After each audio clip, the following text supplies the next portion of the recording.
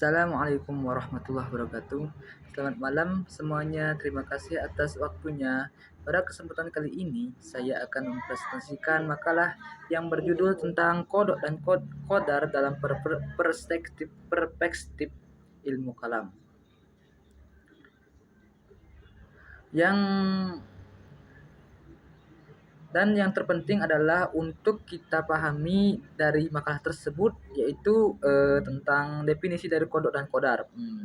Saya juga berharap dari presentasi ini dapat memberikan wawasan baru dan bermanfaat bagi kita semuanya. Amin ya rabbal alamin. Perkenalkan, nama saya Rukbur Ahmad dengan NIM 240960-2006. Yakni di sini saya akan membahas tentang makalah yang berjudul Kodok dan Kodar dalam perspektif ilmu kalam. Dari definisi kodok dan kodar secara bahasa, yaitu ketetapan. Kodok yang berarti ketetapan ataupun keputusan, dan dalam konteks ilmu kalam, kodok yang merujuk pada ketetapan Allah SWT yang telah ditetapkan sejak zaman azali atau sebelum penciptaan alam semesta, dari mengenai sesuatu yang akan terjadi hingga meliputi segala peristiwa besar maupun kecil, yang bersifat umum hingga yang sangat spesifik, seperti itu.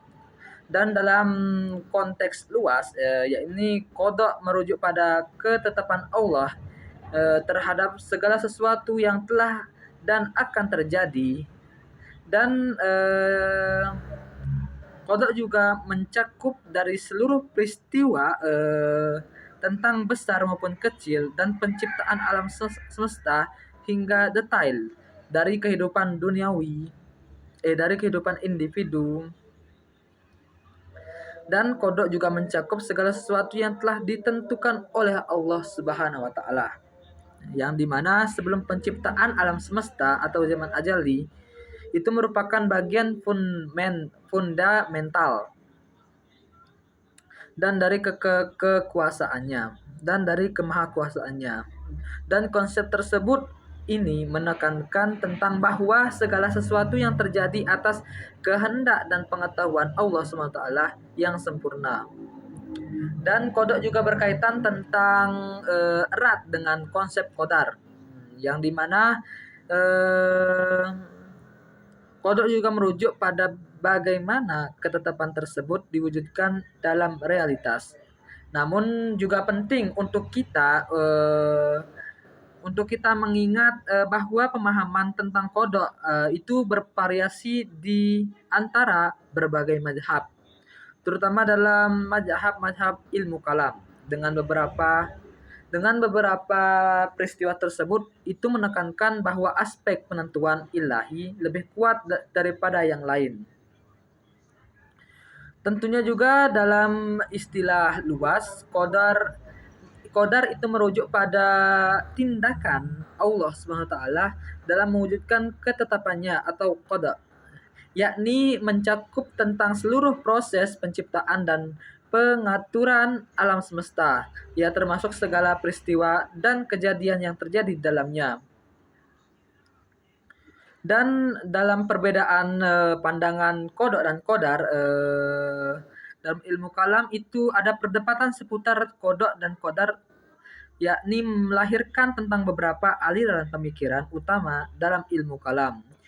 Ini di sini saya akan membahas tentang yang pertama itu adalah Ahlus Sunnah wal Jamaah, yang dimana Ahlus Sunnah wal Jamaah itu mazhab ini menganut tentang pandangan yang moderat dan seimbang, dan mereka juga mengakui kemahakuasaan Allah Subhanahu wa taala dalam menetapkan segala sesuatu atau qada,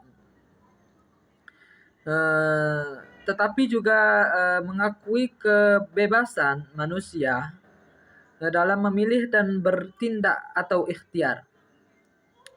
Dan kebebasan tersebut juga memilih dan kebebasan manusia bukanlah pertentangan dengan kodok dan kodar, melainkan merupakan bagian integral dari rencana Allah Subhanahu wa taala. Jadi ada peribahasa yang namanya man proposes God disposes. Dari itu juga kita bisa memahami. Dan juga yaitu ada aliran yang bernama Jabariyah, yakni Jabariyah itu berpendapat bahwa manusia tidak memiliki kebebasan sama sekali dan segala sesuatu termasuk perbuatan manusia telah ditentukan sepenuhnya oleh Allah Subhanahu wa taala. Jadi manusia itu hanya sebagai alat untuk yang digerakkan oleh kehendak Allah. Mungkin hanya pandangan dari Jabariyah yang dianggap ekstrim dan bertentangan dengan ajaran Islam yang menekankan tanggung jawab moral manusia.